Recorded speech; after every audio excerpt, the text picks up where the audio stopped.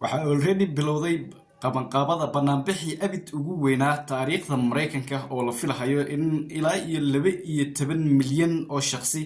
oo reer Mareykan ah iskugu soo baxaan magaalooyinka kala duwan ee Mareykanka isla galabta. qabanqaabadii ayaa bilaabatay oo ilaa iyo 3,100 events ama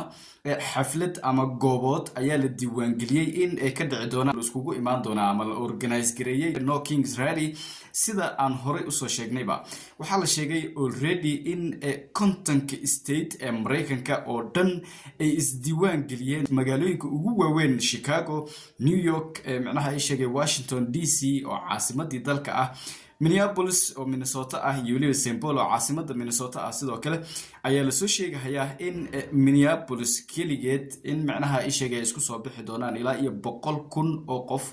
sidoo kale St. Paul intaasi in la eg. waxaa sidoo kale la sheegay in madax ay iskugu imaan doonto Governor Tim Walz iyo xubno ka tirsan state-ka Minnesota, inkastoo laga yaabo in xubnaha federaalka qaarkood inay imaadaan sida Ilhaan Cumar oo kale, balse ilaa iyo hadda lama soo sheegay. laakiin organizing-kii ayaa ilaa iyo hadda socdo oo waxaa la sheegayaa already in ay soo xaadireen ilaa iyo 9 milyan oo qof, ayadoo weli ali ay tahay oo galabta uu bilaaban rabo kick-off-ka programkan lagu magac daray No Kings Rally ee looga soo horjeeda Donald Trump iyo operationada uu ka wado bariga dhexe. sidoo kale dagaalka uu Mareykanka geliyay ballamihii uu dadka reer Mareykan ooga baxay Donald Trump,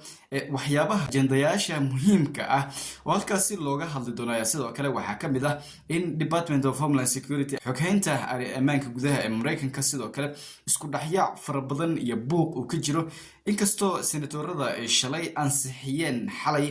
ansixiyeen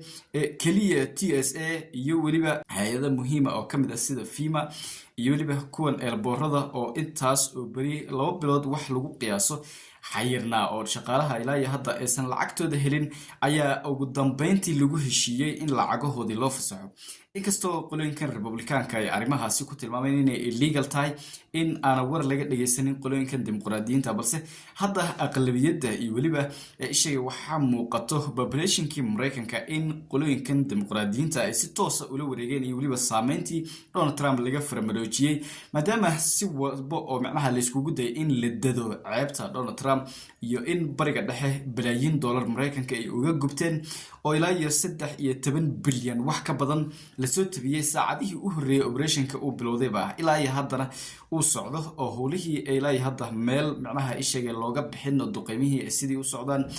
ishaga waxyaabaha lacagaha ugu badan oo la isticmaalayo oo duqeymaha Iran lala beegsanayana Mareykanka ayaa la sheegay in uu bixinayo oo khasnada Mareykanka in ay ka soo bixisay ayaa la sheegay. sidoo kale dadka shacabka waxyaabaha ugu waaweyn oo ay ku doodayaan ayaa in lacagahoodii si qaldan loo isticmaalayo. sidoo kale hadallada iska hor imaaday ee Donald Trump uu ku soo ololeeyay ayaa waxaa ka mid ah ajendayaashii in anti-war uu noqon doono xisbigiisa oo macnaha wax dagaal ah uusan Mareykanka lugaha u gelin doonin oo intan ka sii badan horay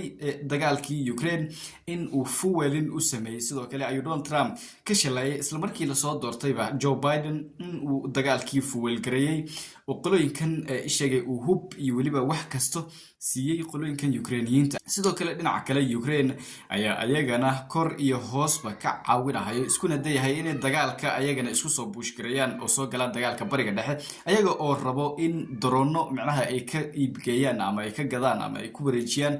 qolooyinkan Carabta ah si ay iskugu difaacaan.